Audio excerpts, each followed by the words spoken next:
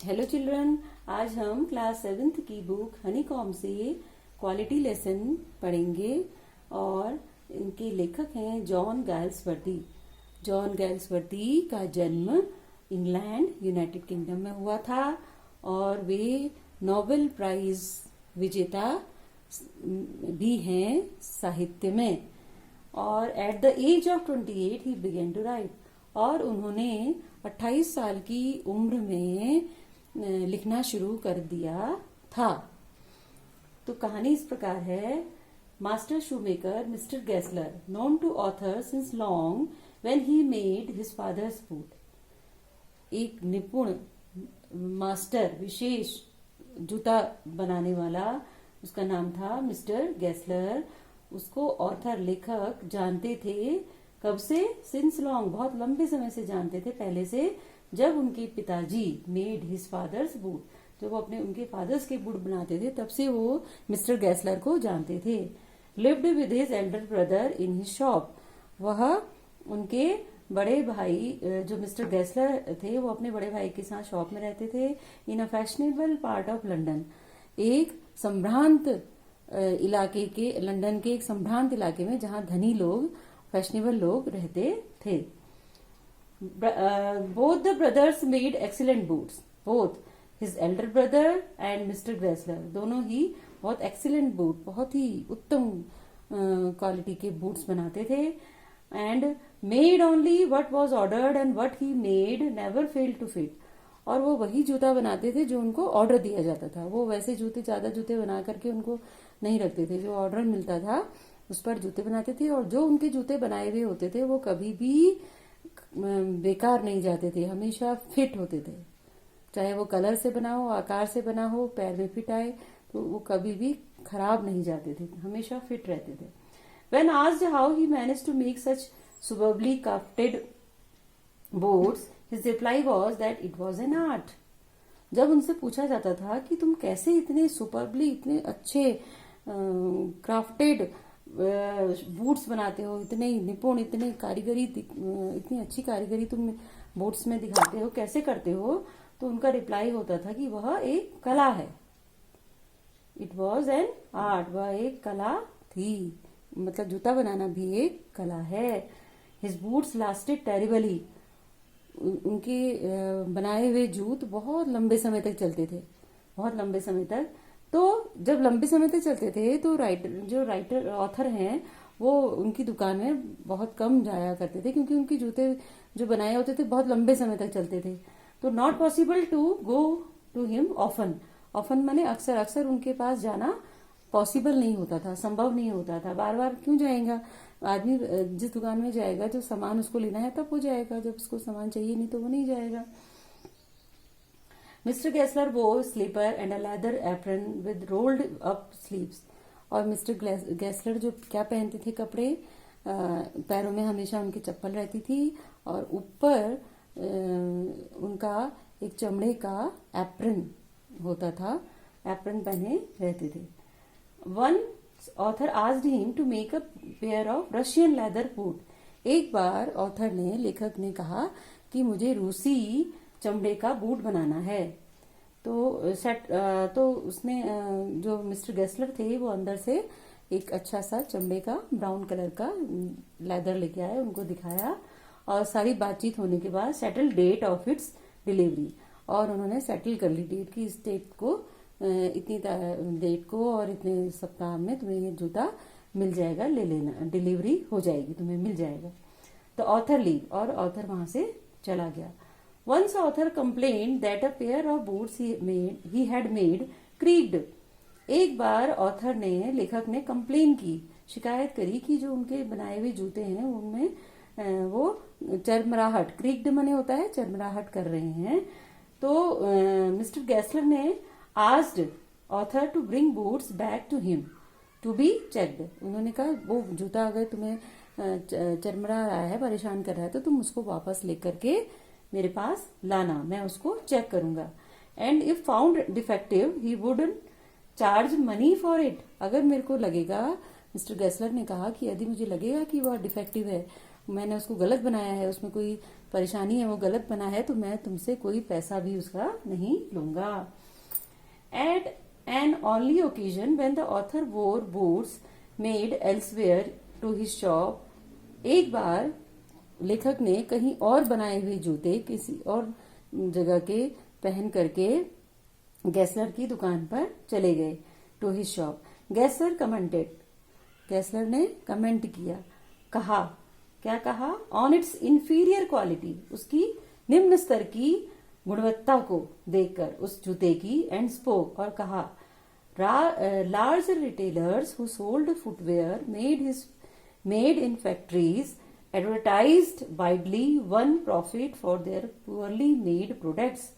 उसने कहा कि जो लार्ज रिटेलर्स हैं, थोक व्यापारी हैं, बड़े बड़े थोक व्यापारी जो हैं, वो अपनी फैक्ट्री में बनाए हुए जूते जो कि अच्छी क्वालिटी की नहीं होते हैं उनका खूब एडवर्टाइजमेंट करते हैं, खूब प्रचार करते हैं, तो प्रचार व्यक्ति देखते हैं और उनके जूते बिक जाते हैं।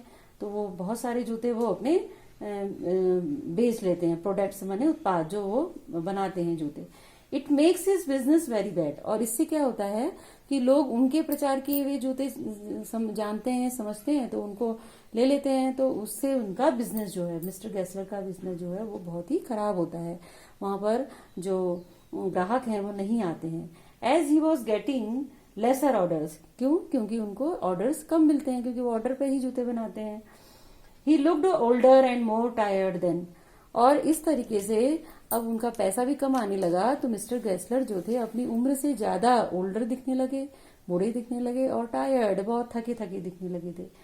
Author order many pairs of boots, author ने, लेखक ने बहुत सारे जूतों के जोड़ी जूते बनाने के लिए ऑर्डर दिया, but could visit the shop after couple of years, लेकिन उनकी शॉप में कुछ सालों के बाद ही जा पाए।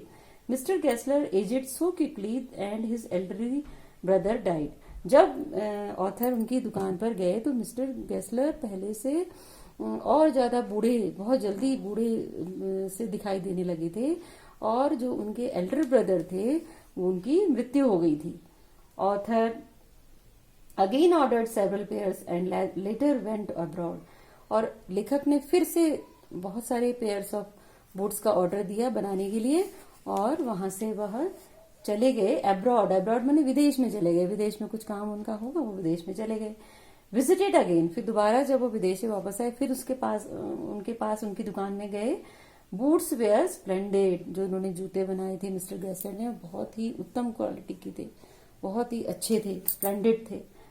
When passing by the author thought of complimenting mister Gessler on his marvellous craftsmanship, जब वो उनकी दुकान से एक बार गुजर रहे थे तब उन्होंने उनके जूते लेकर जो गए थे, पहन रहे थे, तो उनको बहुत पसंद आ रहे थे, तो उन्होंने कहा चलो मैं एक बार जा करके उनके उस मार्वलेस क्राफ्टमैनशिप जो उन्होंने की है, इतनी अच्छी उत्तम कोटि की कारीगरी उन्होंने दिखाई है, उसकी मैं तारीफ करके आऊं। लेकिन जब वो वहां गए, फाउंड अनदर मैन, वहां पर उस जगह पर जहां पर उनकी दुकान हुआ करती थी वहां पर उनको कोई दूसरा व्यक्ति मिला। No sign board named Gessler's brother, और वहां पर साइन बोर्ड लगा रहता था पहले से गैसलर्स ब्रदर करके, वो भी साइन बोर्ड नहीं था। मिस्टर गैसलर वॉर डेड, क्यों नहीं था? क्योंकि एल्डर ब्रदर तो पहले ही डेथ हो गई थी और मिस्टर गैसलर की भी डेथ हो गई थी। और डेथ कैसे हुई थी उस व्यक्ति ने बताया, जो व्यक्ति, जो आदमी वहां पर दूसरा मिला, उसने बताया स्टार्व्ड टू डेथ, स्टार्व्ड माने भूख से पीड़ित होकर, भूख प्यास से पीड़ित होकर के उनकी मृत्यु हो गई। क्यों हुई भूख प्यास से? Working tirelessly on his boot, क्योंकि वह थके हुए, बहुत थक कर चूर होने के बाद भी अपने काम को करते थे, अपने जूता बनाने का, और नॉट ईटिंग फूड, और खाना भी नहीं खा रहे थे, पैसा भी कम हो गया था और खाना भी नहीं खाते थे। लॉस्ट कस्टमर्स, फिर क्या हुआ? अब लोग जो कस्टमर्स थे वो तुरंत ऑर्डर दिया और तुरंत ही अपनी जूतों को वापस मांगते थे, परंतु उनके धीरे धीरे वो बनाने लगे थे क्योंकि वो बहुत टायर्ड हो गए थे। तो क्या हुआ कि धीरे धीरे उनके जो कस्टमर थे वो कम होने लगे।